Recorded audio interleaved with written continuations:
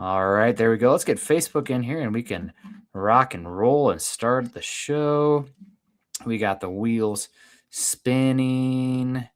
1 and 2. All right, welcome in. It is Tuesday evening, the 16th. Oh, man, less than 10 days till Christmas. Carl, I'm Nick Kendell, joined with Carl Dumler. It's time for an episode of Building the Broncos, or I guess maybe the Built Broncos, with how they are playing right now. They are a wagon, as the kids like to say. An absolute powerhouse, it seems to be. Denver Broncos, winners of 11 in a row, 12 in a row at home, and the singular best record in the NFC with just 3 weeks to go. I say it every week, Carl, but I'm still kind of pinching myself that we are where we're at after the last decade and doing these shows where it's been we're going to come on the show and try not to be too obvious that we don't believe in Drew Lock or Trevor Siemian or Case Keenum or whatever it is. Yeah. I mean, or not the belief texting. is real and it's palpable. Yeah. Or not texting Chad going, when can we start talking about the draft? Yeah. We'll do that anyway, but that's true. We ask permission, especially if the super chats come in asking about it. But yeah, no, today we're going to talk a little bit about the Green Bay Packer game, Broncos injuries, of course, unfortunately, three notable ones, I think, coming out of that game. A little bit of roster moves with the running back position here the last 48 hours. And, of course, shocking. I mean, to me, shocking. Not shocking for how he's played and being on a good team, but Bo Nix emerging in the MVP race. Now, the odds say that the MVP race is over. Even with 3 weeks left, I mean, to have minus odds for any singular player is saying that it's probably over.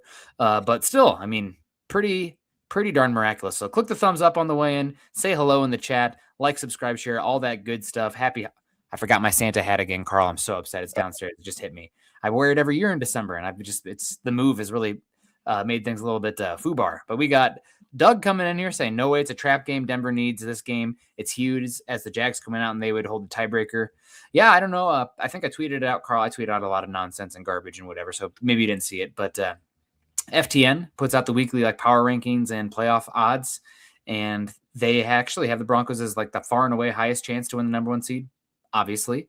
But the number 2 team in their simulations as the team the second highest odds to win the number 1 seed is the Jacksonville Jaguars over the Patriots, over the Chargers. So really could be a deciding game for the Broncos. Yeah, I mean, Broncos obviously holding the tiebreaker over the Patriots. Mm-hmm. And so in reality, they're a game and a half ahead. Yep. And I think most are expecting the Broncos to probably go 2-1 to finish the season. But I mean, it's still up in the air on that, obviously. And Jags. Let's make it 1-0 for the next one game. Yeah, that's true. But I mean, other than this game against us, Jags have I think the Titans and the Colts left. And Colts are completely falling apart. They played Seattle tough, though. Shout out to they did to them. I thought they were going to get their teeth kicked in. Yeah.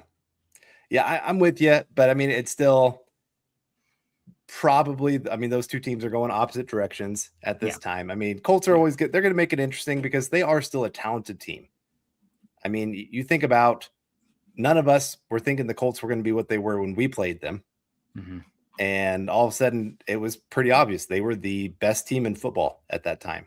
I mean, they were just, the offense was looking historical. The defense was looking good, not great, I would say. But when you got a historical offense, you don't have to have a great defense.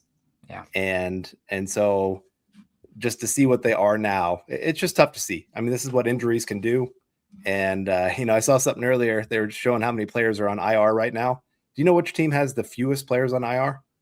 I retweeted it. Speaking of Twitter, it's the Raiders. Oh, there you go. Okay. You put it out there. Okay. Yeah. And so the fact that they are playing as bad as they are, and they have so few injuries, it doesn't bode well for that team moving forward.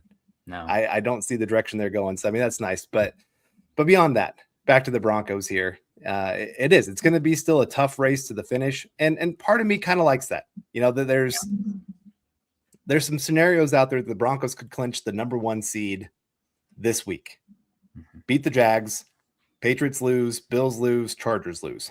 Now, I don't think all those things will happen, but part of me is like, I don't want it to happen because I don't like that idea of having to try to figure out who do you rest? How much do you rest? Is it really that good of an idea to not play football for a month with your starters? That that makes me a little nervous of all of a sudden, hey, you haven't played in a month, but now you got to go play the biggest game of the year against a really good opponent. And so I do. I think it's still going to be a race clear even till the final week. Yeah, these are champagne problems, right? Like I would love to have that be a topic of discussion. What does Denver do because they got the number 1 seed in the AFC too soon? But it's a problem that I would love to discuss as a reality. So I'm of the opinion that you probably take the temperature of the guys in the locker room, but like I don't think the winning streak really matters to them. The number 1 seed does, but like the winning streak doesn't really matter to them from everything I've gathered. And they're not really chasing history or anything. Also, it's about, getting ready for the playoffs. So I'd take the temperature on what they want to do, but I'm of the opinion that you do rest them. Maybe you treat it a little bit more like preseason, right? Where you come in, maybe they play a quarter, something like that. But I don't think it's going to be, I'm assuming it's not going to be a problem. I think the Chargers and the Patriots are still going to be on their heels. Maybe we'll know going into that week 18 game, but got to take care of the Jags first to even worry about it. And this is a very good Jags team. I know that the FedEx Aaron Ground Players of the Week, Bo Nix is one of the candidates this week. And he had best game of his career versus a good opponent. I don't know if they'll weight it based on the opponent, but Trevor Lawrence had the best statistical day of any quarterback in the NFL this week with 5 total touchdowns and like 400 yards or something. I mean, he was and it was the Jets. They fired Steve Wilkes, but I mean, still it was there. And the highlights were also ridiculous. I don't know if you had a chance to watch Trevor Lawrence going around and like running around and whipping it and being an athlete. I mean, he's one of the hottest quarterbacks in football and he's coming to Denver this week. So I'm going to be really excited to see, but yeah, thank you so much, Doug. Good to see you. He says Jags haven't beaten anybody good on the road, only San Francisco. And that was in September when San Francisco was injured. They will not know what hit them coming to Denver and playing us. They're playing well. They had to have, no, they lost to Houston in a crazy game at the very end. If you recall that one, that was nuts. I think it was the Broncos bye week. I haven't looked at the Jags schedule. I think they have 5 losses so far this season, but it's going to be a tough game for the Broncos. Hopefully they take care of business. Denver obviously has some injuries they're dealing with. They have not been running the ball very well other than that Raiders game, which I don't even know really what to make of it, but yeah, this is going to be a tough game. I think the spread is about 2.5, 3.5 to Denver. So I'll be excited to see, but this is a hot team. And I really think Liam Cohen is a good offensive mind. And they got some lottery picks on that defense as well. Yeah. I was just looking at the Bengals road schedule. Jags road schedule. And yeah, they lost to the Bengals and that was the Joe Burrow-less Bengals early in the season, week 2, beat the 49ers, barely beat the Raiders 30-29, lost to the Texans, beat the Cardinals, beat the Titans. So, I mean, yeah, the argument really is that their best win on the road is the 49ers. But the Jacksonville Jaguars are also a different team now than they were early in the season.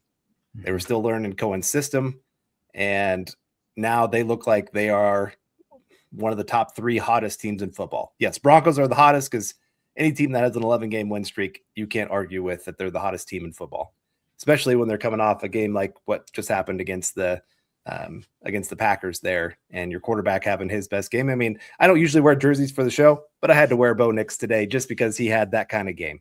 Yeah. And we talked about it before the season started.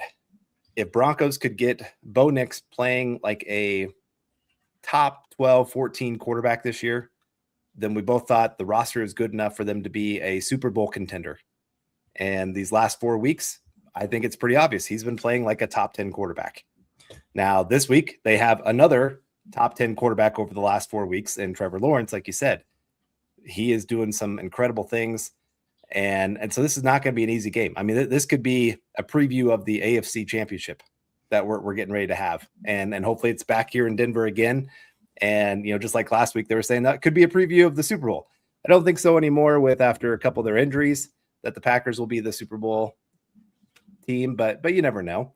And one that is a Super Bowl fan on the show, Michael Ronquillo, coming in saying that he gifted 10 Mile High Huddle memberships. That is awesome to see. Thank you, Michael, for that. Yeah. Thank you so much. We appreciate that. And yeah, you are killing it. Always really do appreciate you. You are cash money for us. And speaking of cash, I know that Scott led us the other way, but we're going in the order on the sheet here. So speaking of cash, Carl, let's talk about it. Yeah, let's talk about Cash App. The holidays are all about finding the perfect gift, but this time of year, not every deal is actually what it seems. Scammers are getting more creative to trick people into sharing their payment info through methods like fake shopping sites and giveaways that are too good to be true. Luckily, Cash App's 24/7 fraud monitoring helps detect and alert you for unusual card activity should someone gain access to your card, so you can act fast if something seems off. You can also lock or unlock your Cash App card instantly right in the app for extra control and peace of mind. Stay one step ahead of scams this season and keep your money secure with Cash App. For a limited time only, new Cash App customers can use our exclusive code to earn some additional cash. For real, just download Cash App, use our exclusive referral code, SECURE10. Again, that's SECURE10 in your profile. Send $5 to a friend, and within 14 days, you get $10 dropped right into your account. Terms apply. That's money. That's Cash App. Cash App is a financial services platform, not a bank. Banking services provided by Cash App's bank partners. Prepaid debit cards issued by Sutton Bank, a member FDIC. Promotions provided by Cash App, a Block Incorporated band. Visit cash.app/eagle/podcast for full disclosures. All right, let's keep it rocking and rolling. Let's say hello to more folks in the chat. We got another super chat. David coming in here saying Jags and Broncos are similar in ways. Both teams know how to use disrespect to their advantage and how to win close games. Yeah, I'm really impressed with what Liam Cohen's done, and Trevor Lawrence looks like a franchise quarterback again. I know there was a bit like people were kind of, clowning them for the contract he got, and he really had not looked very good, but I really like the direction of that offense. They are going to be without Tootin, Bashel Tootin, I think is the first name, from Virginia Tech running back, 4th-round pick this year, and he'd been pretty good. So expect a heavy dose of Travis Etienne. And boy, they have been a night and day different team since the trade deadline. Jacoby Myers has been a real catalyst for that offense. And then you got Brandon Strange coming back as well, which I would kill for a Brandon Strange because of how weaponized he is in the run and the quick game. He's been awesome for them. And again, I have a lot of respect for Liam Cohen. I think he's doing a heck of a job. Obviously their schedule hasn't been like overly impressive, but they beat the brakes off of the Chargers, who, one of the top 4 records in the AFC right now. So we'll see how it plays out, but they're good. They're a solid team. I do think Denver, as long as the Broncos play Bronco football, they'll take care of business.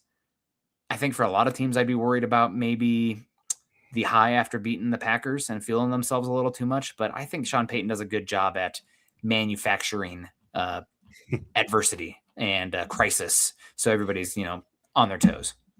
Yeah, we've not seen, at least the last season and this season, I can't remember a game where I felt like the Broncos had a letdown when they should have been the favorite in a game. And all of a sudden it's like, oh man, they've won still. They've been let down games, but they've still won. Yeah. Right. You think of the Raiders, the first game, 10-7. The Jets game. The Jets game. There's a few letdowns, but at the same time, they do just enough. Yeah. And in these big games, every game this year, the 2 losses were last second field goals. One of them was an extra kick against Indy, that stupid penalty. It did happen, but let's not sugarcoat that. But at the same time, so the Broncos have played at least to the opponent's level in every single game. And now, yes, some of these games they should have blown them out a lot more than they did. But hey, we're 12-2 right now. It's hard to argue with what he's been able to do. And we got Phil coming in saying, good evening, Nick, Carl, and Deacon Scott. How much do we lose with Locke replacing Jones, if any? #Buckham, #MHH for live. You lose some. Yeah. There's a reason last year after the especially playoff game, the Broncos went and looked for a safety because they saw in that Bills game, that was Locke's worst game. I don't want to completely dog on Locke. He just had a bad game, but I think it was pretty obvious he serves as a better backup than he does a starter. And Brandon Jones has done a lot to to really help the linebackers in coverage this year.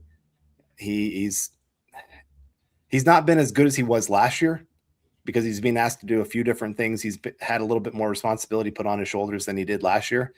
But at the same time, anytime you lose a starter of that caliber, it's going to hurt.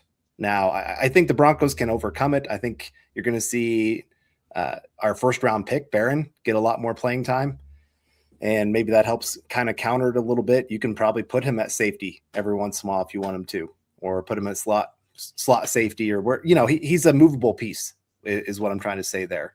And so I don't think it's going to destroy the defense by any means. If you lost Patrick Surtain for the playoffs, if you lost Nick Bonito, everybody knock on wood, Zach Allen, any of those kind of guys, I would probably say it hurts more, but this one still hurts. Yeah, it's going to hurt. Luck is obviously not the same kind of mover and a safety blanket that Brandon Jones provides, especially with Trevor Lawrence coming up. But am I really worried about not having Brandon Jones out there for Gardner Minshew Chiefs? Nah, I mean, you want the talent out there, but like you should still win. Maybe the Chargers as well, and hopefully that's not famous last words. I mean, their offensive line is so bad. Joe Alt had like a first-team All-Pro kind of season against the Broncos when they went up week 3, and they've just been not very good. But, I mean, we've seen it. Justin Herbert can play amazing, and Jesse Minter, that Chargers defensive coordinator, is on the short list for a lot of teams as head coach because what he's doing with a not overly talented defense. I mean, they've made the Chiefs look pretty bad last week overall. They're really good in that back seven, well coached. So it'll be a tough game, no doubt, and you want the talent where you can get it. My real concern is that because my understanding, somebody in the chat can correct me if I'm wrong, but Jones will be missing at least that first playoff game, regardless of Broncos getting a bye or whatever, because it's 4 games. So you have these 3 games, then whatever's the first playoff game.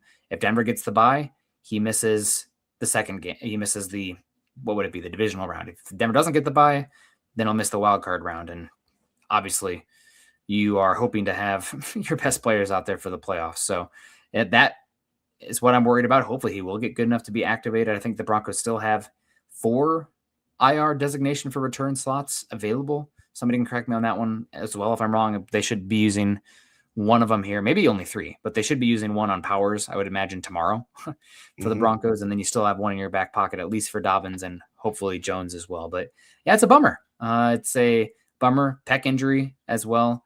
And hopefully Locke can make some plays and make himself some money while being out there, because I believe he's a free agent at the end of the year. So hope he goes crazy. Maybe get a different set of eyes out there, can start that turnover cascade effect. George Fox coming in here. Super chat cascade effect. Thanks, George, for the comment. Says the only thing about Jacksonville is they're coming from sea level to mile high. That has to help us over the Denver Broncos.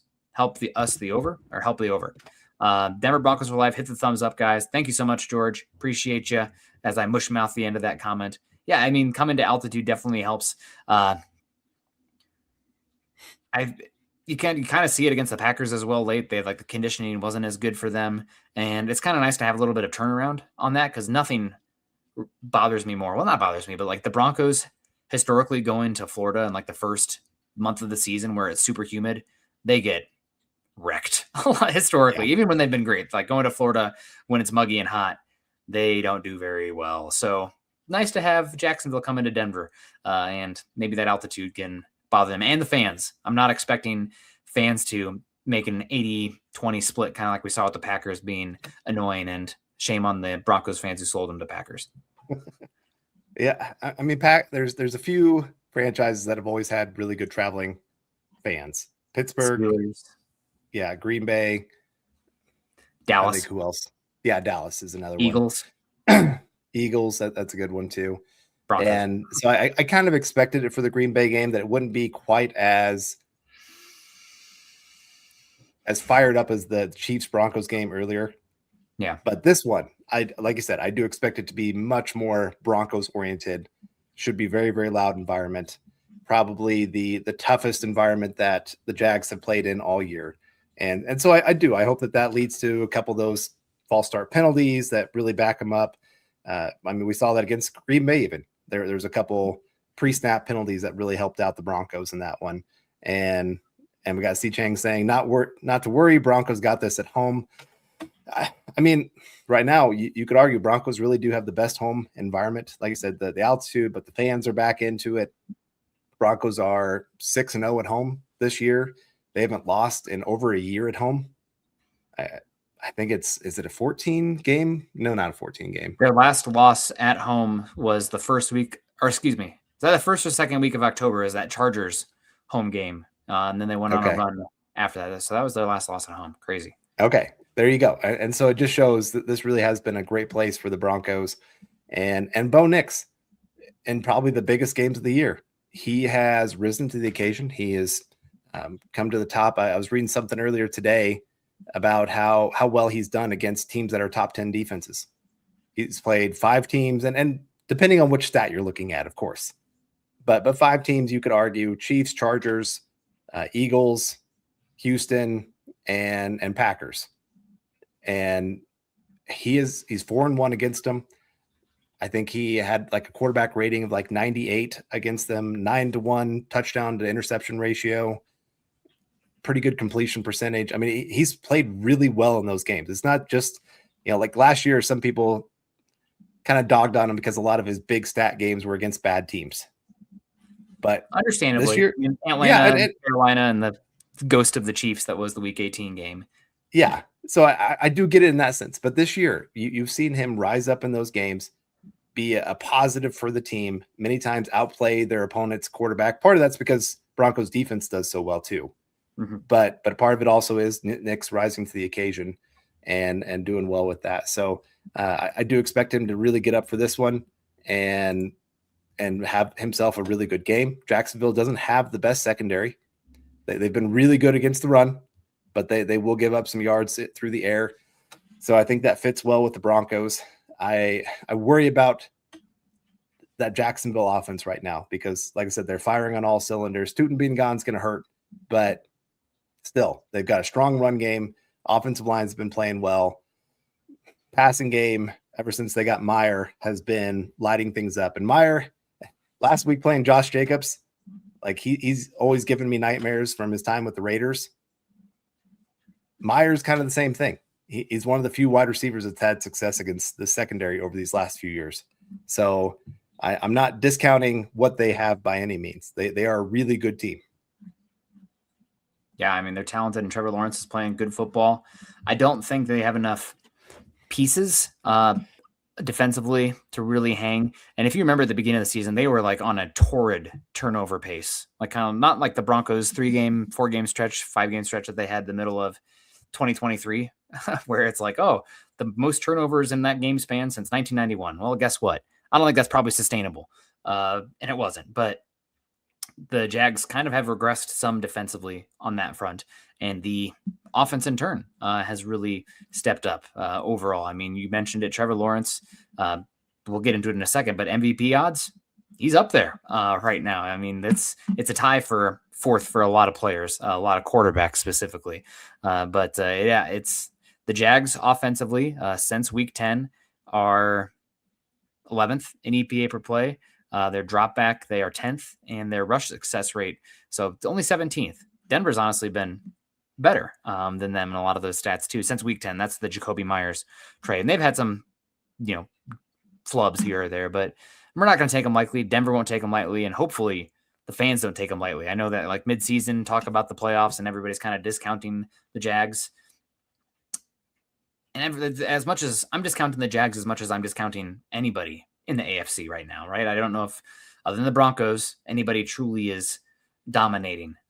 Probably the team that scares me the most is the Texans, honest to God, but especially with Stroud being back and how he's played of late. But we'll see how it plays out. I got Pearl here. Wanted to say hi to Pearl, one of our favorites. Good to see you, William. Going to have to run the ball. Deal will have to be lights out this game. Keep the Jags offense off the field and run game. I think if you take, it's again, for the Broncos, winning on the early downs is just so important. Make Trevor Lawrence kind of be a little bit either quick game, and he's not the best quick game quarterback, or erratic, gunslinger and turning the ball over. You win on those early downs and get those obvious pass downs with this pass rush. You can do it. Daniel Berry Sports, good to see you. Happy Tuesday. Alamo in here hanging out. Great to see you. Ernie Mays, Go Broncos Country only. Appreciate you. Mark Kelly in the house too. Good to see Denver. Luke, any update on Harvey? We'll get into the injuries here in a second, but did want to say hello to you. And very interesting game. We got the spread earlier. We were talking, it's 3. So I was pretty close with my 2.5 to 3.5. And if you feel like you got a beat on the Broncos this weekend, probably want to check out our friends over at Underdog. Right. Thankfully, Broncos are overdogs this week. Yeah. Remember, football season is in full swing, and Underdog is the best place to get in on all the action. Are you ready to get off the bench and into the game? Then head over to Underdog. Whether you're into basketball, football, hockey, or any sport in between, Underdog is the best place to get in on all the action all season long. That's right. Playing Underdog is easy. Just pick whether your favorite players are going to go higher or lower on stats such as rushing yards, receptions, touchdowns, and more. Get your picks right, and you can win up to 5,000 times your cash. You can have so much fun playing Underdog, and winning money while watching football, that's a touchdown, you guys. Download the Underdog app today and sign up with promo code MHUDDLE to score $75 in bonus entries when you play your first $5. That's promo code MHUDDLE. Millions of fans have already won billions making picks on Underdog. Will you be next?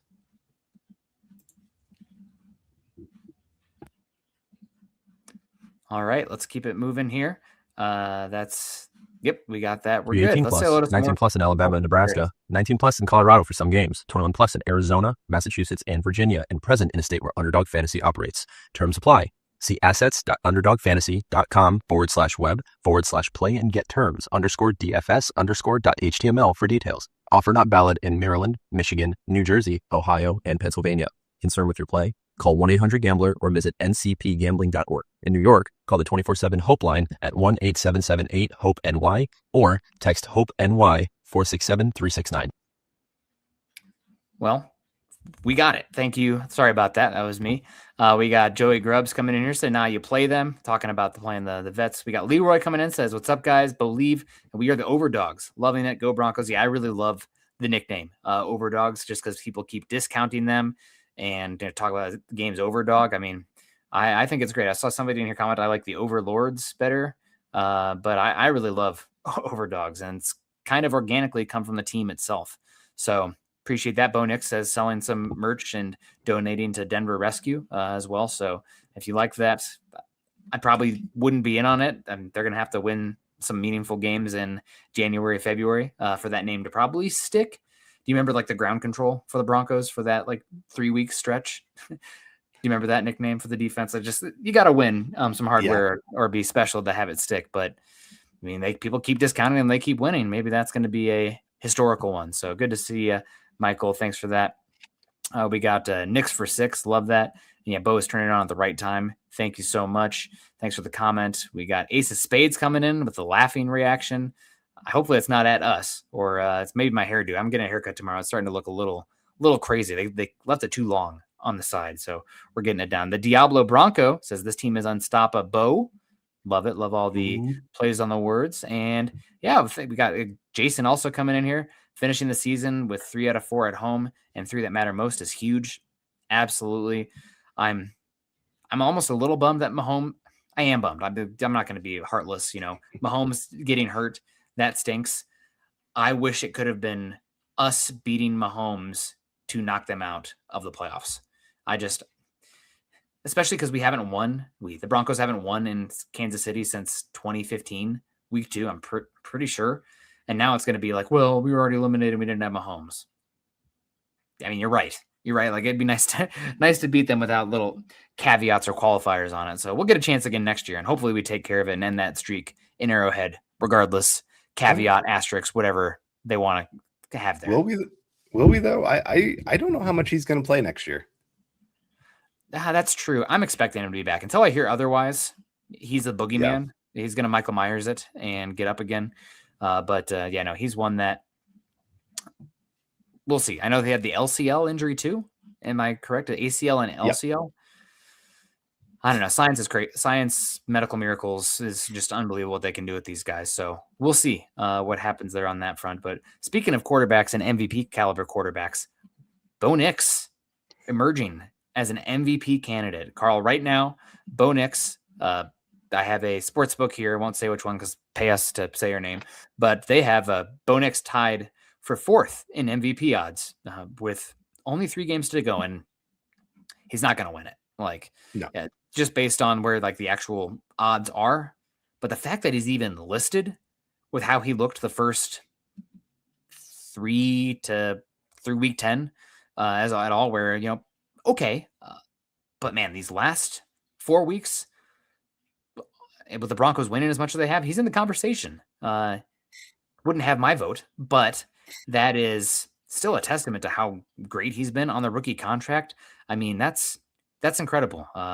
Bo Nix top 4, tied with 4 other players in the MVP chase. Yeah, I mean, he's got some stats that are on his side. I mean, I think the Broncos are tied for the most comebacks in a season right now in NFL history. So they do it one more time, and they've got the record. I mean, that's something to speak of a quarterback that doesn't crumble when the pressure's at its highest, when you need a guy to go make a play. And this year he has. I mean, it's not just been the defense making plays to keep him in it at the end of the game. It's the Giants game that we were at. I mean, obviously he had about 3 or 4 big throws in that game right there, just in the fourth quarter to get them back into that game. You think of, I mean, the Chiefs game, there was a few throws in that game. The Houston game against the number 1 defense on the road to go do the things he did, the big run, couple big throws, the RJ Harvey touchdown. And so he's got those MVP moments that you're looking for. And you're right, he's not going to win it this year. Matthew Stafford pretty much has it wrapped up at this point. I can't see unless like Bo Nix goes and throws 6 touchdowns a game for the next 3. And all of a sudden, 18 touchdowns, 0 interceptions, something crazy like that. That's not going to happen. But no, it's good to see that we have a quarterback that's in that kind of conversation. The fact that he's trending in the right direction, and it gives you a lot more hope going into next year, where like I said, those first 10 weeks, like, yes, it was great. The Broncos were winning, but you're kind of going, we can't live this way. We can't have our quarterback be this detrimental for 3 quarters. Yes, it's great that he comes back and does it in the fourth quarter, but you need something a little bit more if you're going to be a consistent team. Like you can't pay this kind of quarterback long-term. And so now to see him actually doing it on a more consistent basis through all 4 quarters, and you're seeing him be the part of the reason, and sometimes even the main reason the Broncos are winning games. Like I would argue, yes, the defense made a couple big plays for the team to help them win this game, but the defense didn't have a great game by any means. You think of the Washington game. That was not a good game for the defense. Offense had to do something to go win that game. And both those games, Bo Nix made some really, really big throws to keep them in the game. And it's great to see Broncos can win multiple ways now. It's not just our defense has to play lights out and then we squeak by with a last-minute touchdown. It's no, offense can go win some games for you. So I'm excited for Bo Nix. I'm excited for our playoff chances. I mean, Broncos really, you got to be able to say it now. Broncos really are a Super Bowl favorite. I mean, I'd put them top 4 for sure. And I don't think it's that big of a stretch to say top 2. And we got Phil coming in saying, if we finish 14-3, go 2-0 in the playoffs, 1-0 in the Super Bowl, is Payton coach of the year? He should be. I don't know when they vote on that. I think they vote on it at the conclusion of the regular season. So yeah, it won't be for playoffs. I mean, I think it gets announced at the weekend between championships and Super Bowl. But this is probably the one award that I have some major problems with when they're voting, because it does seem like so much of it is based on your team being bad the year before. You came in and coached them to become a great team. It's not usually who was the best coach of the year. It's just who increased their wins by the most. And if we're probably going by that, you're probably looking at Mike Vrabel. You're looking at Cohen, who we're playing this week. Those kind of guys. Yeah, those guys that take their team from worst to first. Where Broncos were a playoff team. I do think Sean Payton's worthy of it, because, I mean, this team, people thought the Broncos were going to be good. I don't think anybody thought Broncos would be number 1 seed, possible, like I said, top 2 team looking at the Super Bowl right now. There's 2 coaches who are Hall of Fame caliber that will not get Coach of the Year this year because of what you talked about, Carl. But they are padding their resume to be in Canton. Probably both of them need to win another Super Bowl, but you mentioned Vrabel's going to win it probably. I mean, going from what were they picking last year, 4 overall, to now picking or really good team this season. Ben Johnson with everything they've done with the Bears. And then, as you said, who was the other one? Cohen, obviously Jags as well, picking pretty high. I think they were like 6 last year and traded up. But Kyle Shanahan, with how injured and I mean, just crazy amount of injuries on that side of the ball. Offensive line is not very good. Christian McCaffrey's old. I mean, the whole Brandon Ayuk thing going on there. Shuffling quarterbacks. Kyle Shanahan also deserves a shout out. I mean, I'm really impressed with what they've done. And also Sean Payton. I mean, we're talking about Bo Nix being a top 4 MVP candidate right now, top 7 if you include everybody with the same odds, but tied for 4th. Yeah, Sean Payton is a big reason why that's happening. I mean, what he's done for this program, this franchise, dare I even say, the city for the Broncos. I mean, this is a Bronco town, and he has revitalized this organization. This is a championship expectation franchise now. He set the bar early, which I always was a little bit, hesitant, undersell, overperform. Heck, I mean, right now they're right in the thick of things. You mentioned it, top 3, top 4. Packers having some serious injuries. The path is open there. And now, granted, I think anybody could probably beat anybody in the AFC, but darn, I like the Broncos' chances if they're playing at home. So we'll see. But yeah, good comment. I did want to get just into the specifics of the odds, Carl, just so the folks at home have it for the MVP race. So right now, a massive favorite for MVP, Matt Stafford, minus 260. I mean, he's going to get it, and he deserves it too. I mean, Matt Stafford, Hall of Famer in my book, what he's done with that Rams career after just being like your favorite analysts or film watchers' favorite quarterback for a number of years to finally have success now. Really happy for him out there in LA.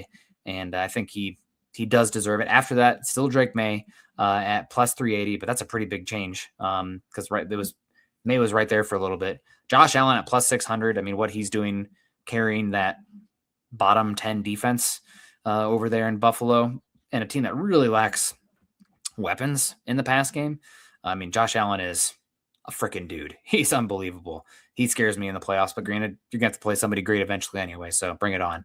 And then after that, you have a 1, 2, 3, 4-way tie so Drake May was at plus 380, Josh Allen at plus 600. If I was sprinkling it on anything right now, I'd sprinkle on Josh Allen with how he's playing. But then you got Bo Nix at plus 10,000, Justin Herbert at plus 10,000, Sam Darnold at plus 10,000, and then Trevor Lawrence, guy we've talked about a lot today, at plus 10,000 as well. So it's a quarterback award. I know some people get annoyed about that, but yeah, it's Bo Nix tied 4th for MVP. Shout out to the team. Shout out to him. It's been an unbelievable turnaround. Carl, if you'd have told me that when I was sitting there in the stands, having the wind burn my face, watching that Thursday night football game where Bo Nix, I mean, just one of the ugliest offensive performances of the season, that in the Jets game, you look at me and say, 3 weeks ago in the season, Bo Nix is tied for top 4 in MVP. I would have probably called to have you committed. I'm like, I need a new host. This is guy, he's way too much of a homer for me. Yeah. Reality is stranger than fiction. Yeah. Like I said, it is crazy to see ever since that mini bye week right before the Chiefs game. I know he deactivated his social media. I doubt he's the one that posted about the overdog thing for the rescue mission. I'm sure he approved it, but yeah.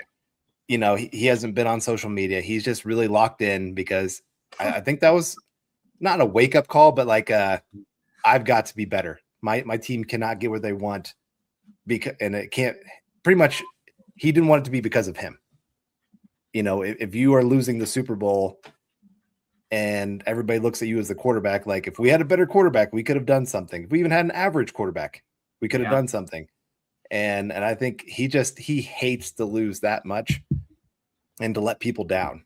And so he's just been cooking.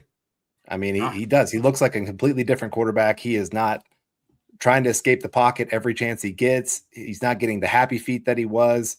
He's actually looking a lot more calm. The touchdown to Troy Franklin, the one that counted, not the other one. Like earlier in the year when he stepped up in the pocket, it was like he was on a dead sprint.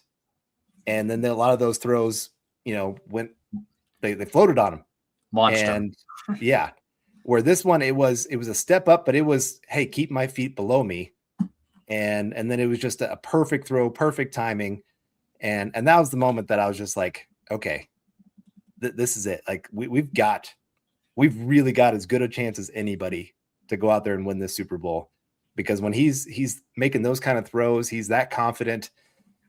The coaches are trusting him to go make that kind of throw where it's right between three guys in the red zone like that. That's something special. And so I love what he's showing. I love the confidence that they're having. It's no longer as much the screen run. Earlier in the year, you could tell there was just this very big disconnect between Bo Nix, Sean Payton, and I think there were times where Sean Payton's like, I'm not sure I'm trusting that he's seeing the field right. And so there was a lot more, hey, you've got one read, like you've just got to hit the screen. And we're just going to hope that our guys can make somebody miss. Now it's more, nope, we're getting the ball down the field. We're throwing to the middle of the field like we weren't before. We're getting more guys involved. And the other big thing, the weapons have taken a step up too. Mm-hmm. Well, Troy Franklin. Weapons. Yeah. Troy Franklin. He had a great contested catch this last game, where earlier in the year, I don't think he's making that catch. You look at them trying to get Marvin Mims a little bit more involved in the offense. That's a good thing. I hope that they keep doing that, finding more ways to get him involved. And then even Bandy getting involved in the game, of all people, to be the first touchdown of the game. Little Jordan Humphrey, little Jordan Humphrey. I mean, he's looking better than he did last year. Yeah. He looks like a whole new receiver for the Broncos. So like I said, it's good to see. Even, Broncos were missing their number 2 receiver for this game. And so I mean, you could argue who's the number 2, but I'll give it to Bryant right now. So we got Tyler Brooks coming in though, saying, great show, guys. Merry Christmas. I'm cleaning Wells Fargo Bank in Knoxville, Iowa, listening. Go Broncos, Super Bowl bound. Bo, let's Bo.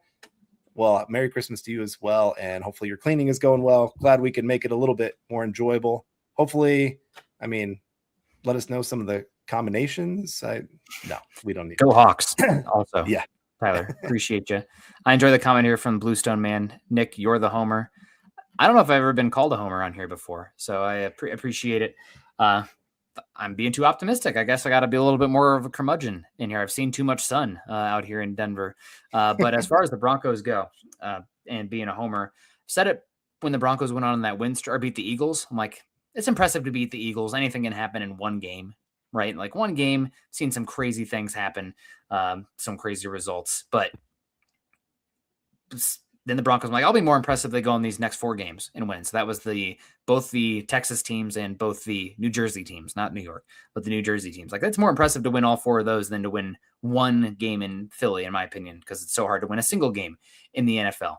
And by God, the Broncos haven't lost since then, before then, but like since then as well, which unbelievable. I've said it almost every show to like take a step back and like appreciate how rare it is to win this many games in the NFL, but also win this many in a row. I mean, it's crazy. It's even though the Broncos are good, they could be more talented than they are right now and a better team and not have the win streak. Like, there's obviously a little bit of game to game flukiness involved in that. But just appreciate it, because that's what makes football so great. It's a chaos sport. Said the same thing after the Chiefs game for Bo Nix, Carl. The one good game against the Chiefs, that's good. The overall sample though this season has been erratic. A lot of the footwork stuff, bailing early on pockets, getting to checkdowns too soon, deep field inaccuracy on some of the throws. Obviously awesome to see him play better in that Chiefs game. I'm going to be more impressed if he can keep this up, or even like a slight step back, but like not have those lows. And boy, it's only 4 games. It is only 4 games, but he's coming off the best game of his career, and he was good against the Raiders. Didn't ask him to reinvent the wheel, just drive the bus, keep it in between the lanes, drive in the right lane. Good job. Keep it on the school. We're in a school zone. Keep it 25. He did that. That was great.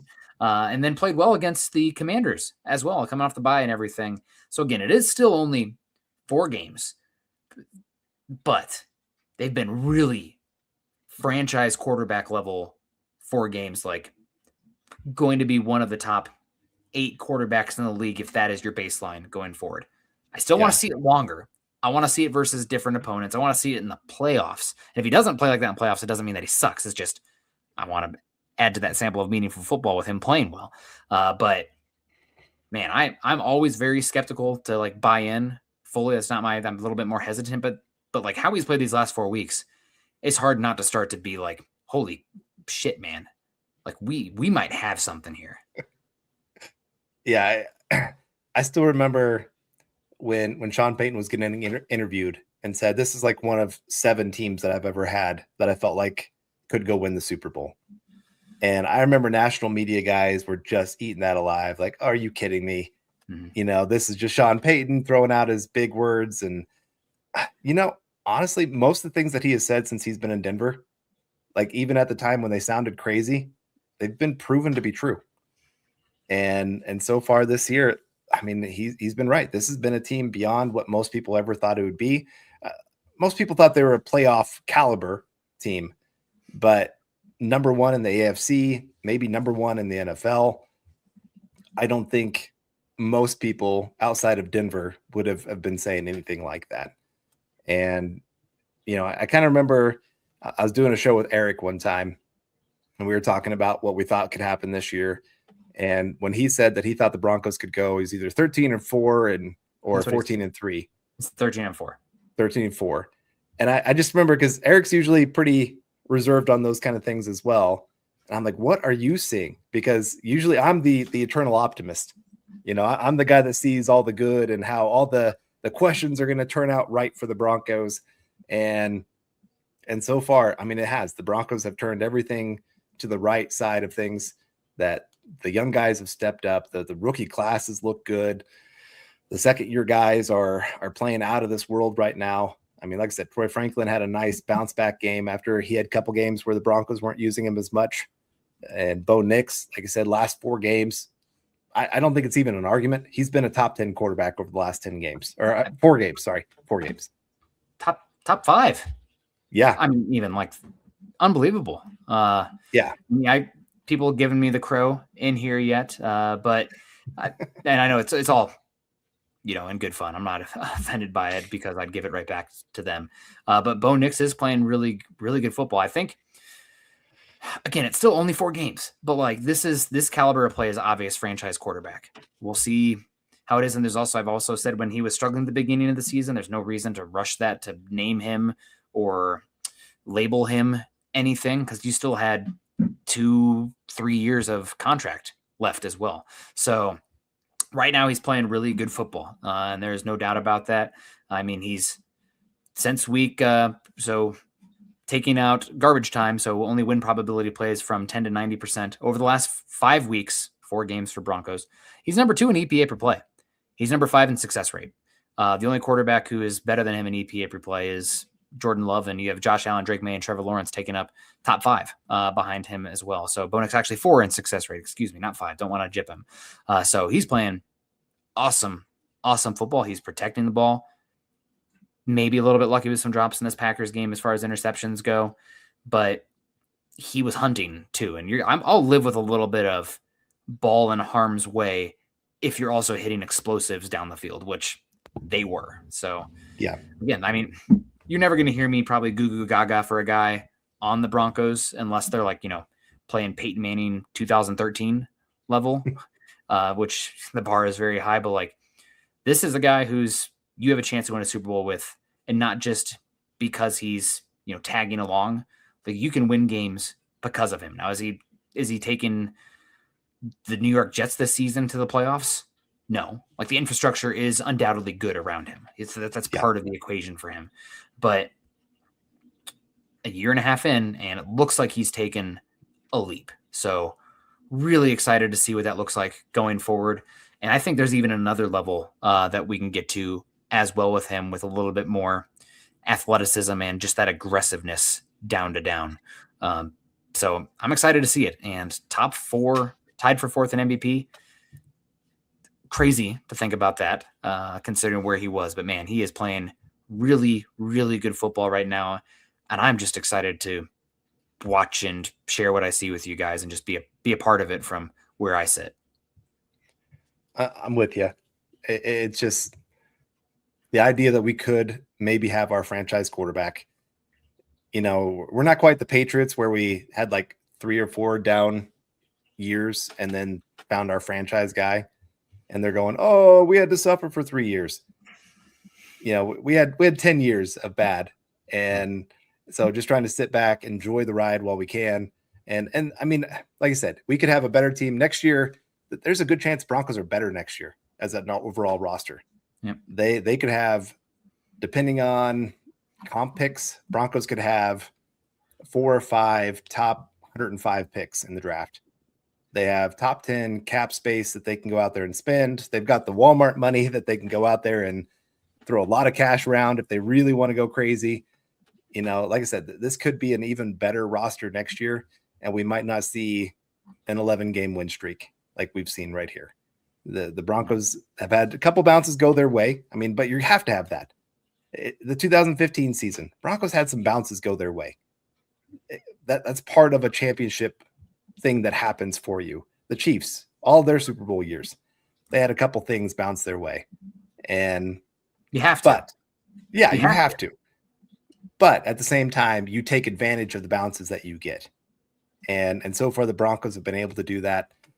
And they don't panic when the bounces don't go their way. RJ Harvey fumbling on the first drive. Oh, well, it's not an oh, well, but it's like, we're okay. Defense holds them to a field goal. Offense takes a little bit going there to start off. Down 6-0. Nope, we're good. Down 9 points. Up, we're good. Somebody's going to go make a play. And that's what you love to see about this team. Like they just expect somebody's going to do something that's going to keep them in this game. Yeah. He's playing really good football, man. Really excited to see what it looks like going forward. And man, as long as Sean Payton is here with the Walmart money as well, a lot of draft picks they have.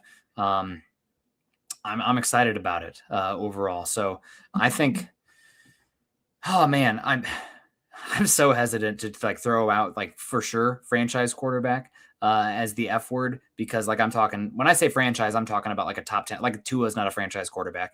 Brock Purdy to me is not a franchise quarterback. There's some good ones who I'm they're good. I don't know if I'd categorize them as franchise quarterbacks. I mean, I'm not ready to say Sam Darnold is a franchise quarterback.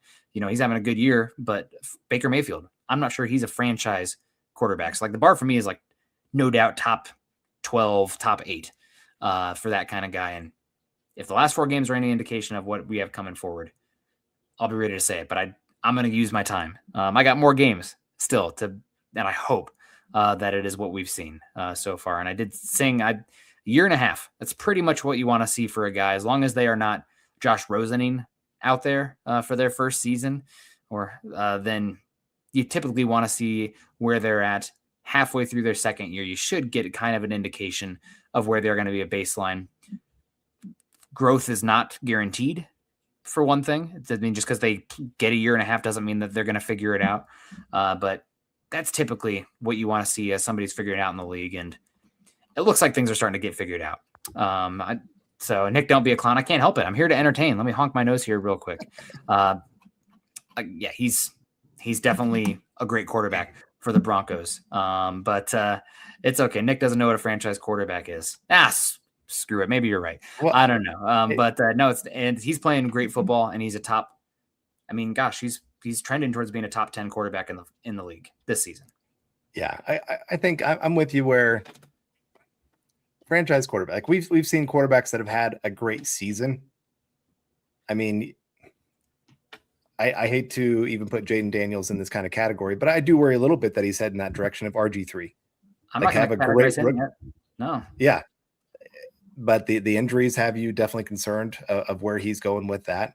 And Drake May, he's had an incredible season, but I'm not sure you can fully say, hey, he's the no doubt for sure future, just because, like I said, you need to see it from one season to the next, where this is a guy that everybody continues to mention as a top 10, top 12 quarterback. because once you pay them as top 5 money, if they're not truly a top 10, 12 quarterback every single year, good luck to you. You know, I think of Joe Flacco when he was with the Ravens. Great on a rookie contract, but you pay him, it gets a little bit tougher to build that roster around him. You know, you lose a few guys. Even like the Bengals right now. You pay 2 receivers top 10 money, and then you pay a quarterback top 5 money. It gets tough to build the rest of the roster. And now you're seeing Joe Burrow look like the most miserable man in football. I mean, I hate watching him get interviewed because, I mean, he just looks like a completely destroyed man right now. And so, yeah, I love what Nix is doing. And if he continues down this trend, like you said, he goes playoffs and does well there, then yeah, you start really talking about it of, okay, how soon can we get a contract done? Mm-hmm. But you also can't forget the first 10 weeks of the season and say, okay, he was great when he wasn't always great. That there were some concerns there that you have to worry about. And so he's on his way. Yeah. But at the same time, he's as good as the concerns early. It's you're letting him figure it out, right? You see enough there, you buy into the person, the heart, the brains, the work ethic, all that stuff, and the raw physical gifts that he has. And it's like, okay, we're going to ride the roller coaster.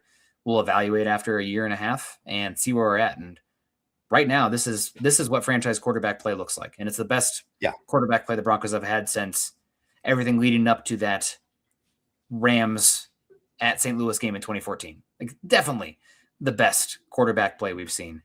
So, I mean, reason to be excited. Really hope he keeps it up. And if he has a bad game, guess what? Doesn't mean we're out either. Mahomes, Allen, all these guys, Drake May, have bad games. The overall sample, though, is heading the right way. So I'm really excited for it.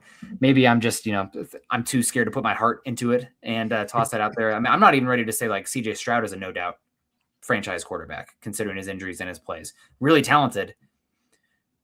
What does it look like over multiple iterations, multiple rosters? So again, he's a dude, no doubt. Yeah.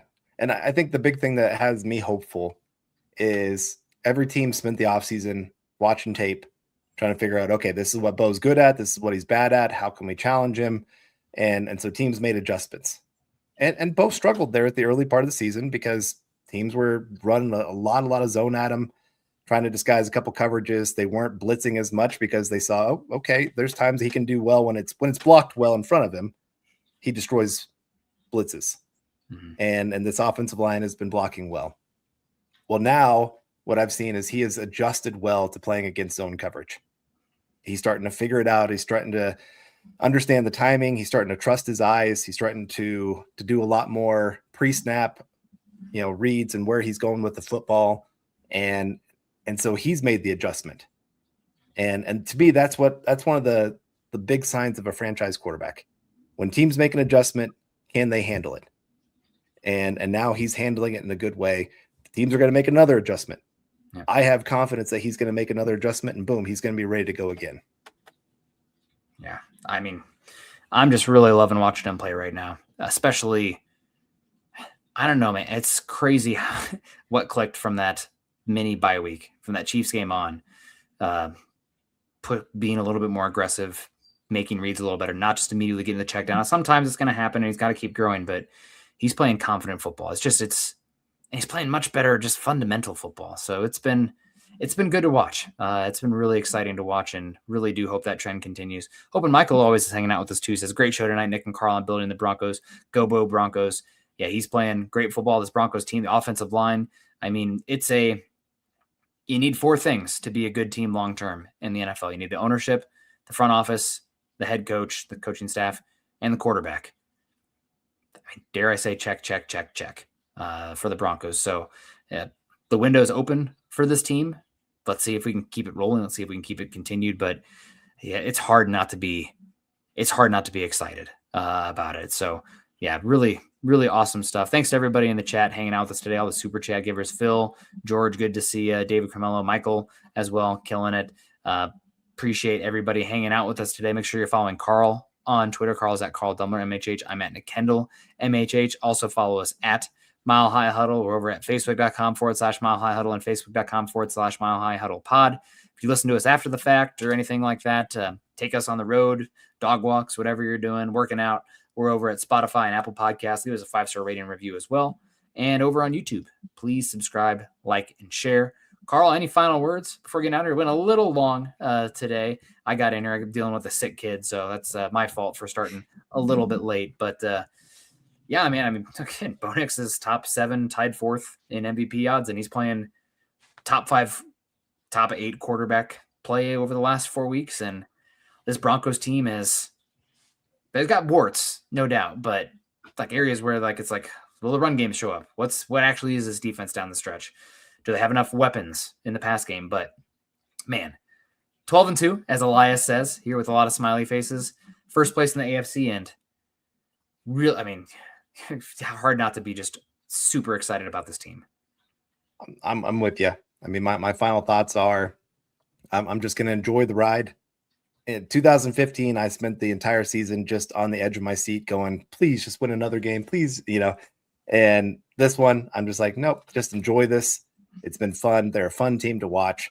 They're a young team that really care about each other. And I just, you can see that in everything that they're doing, and they're locked in. And so hope everybody has a great week. And hopefully this is another one of those weeks that we come back and we're just talking about Broncos being 13-2, getting over another hurdle of people going, can they beat another winning team?